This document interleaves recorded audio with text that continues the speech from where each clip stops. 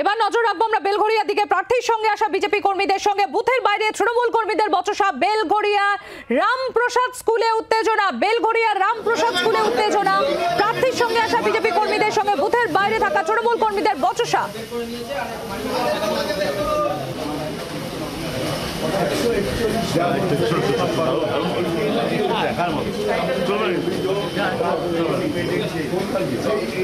রাজ্য পুলিশ শুনছে, বললেন যে খবর পেয়ে এসছেন, যদিও বুথে থাকার কথা নয়, সেটা আমি কমপ্লেন যেখানে করার আমি করছি পারি। দমদম লোকসভা কেন্দ্রের বেলঘড়িয়াতে আমরা এই মুহূর্তে দাঁড়িয়ে রয়েছি রামপ্রসাদ প্রাথমিক বিদ্যালয়, যেখানে বুথের ঠিক সামনে আমরা রাজ্য পুলিশকে দেখতে পাচ্ছি। দূরত্ব বড়জোর 25 থেকে 30 মিটার, অথচ নির্বাচন কমিশনের নিয়ম অনুযায়ী বুথের 100 মিটারের মধ্যে রাজ্য পুলিশের থাকা সম্পূর্ণভাবে নিষিদ্ধ।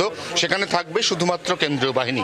অথচ এই বুথে যেখানে ভোটাররা ভোটদান করতে ঢুকছেন তার একেবারে পাশে এই মুহূর্তে আমরা রাজ্য পুলিশের একাধিক কর্মীকে দেখতে পাচ্ছি। এটা নিয়ে ইতিমধ্যেই নির্বাচন কমিশনের অভিযোগ জানিয়েছেন দমদম লোকসভা কেন্দ্রের বিজেপি প্রার্থী শিলভদ্র দত্ত। জি 24 ঘন্টার জন্য ক্যামেরায় তরুণের সঙ্গে অয়ন, দমদম। বাংলার আওয়াজ, বাঙালির আবেগ, জি 24 ঘন্টা।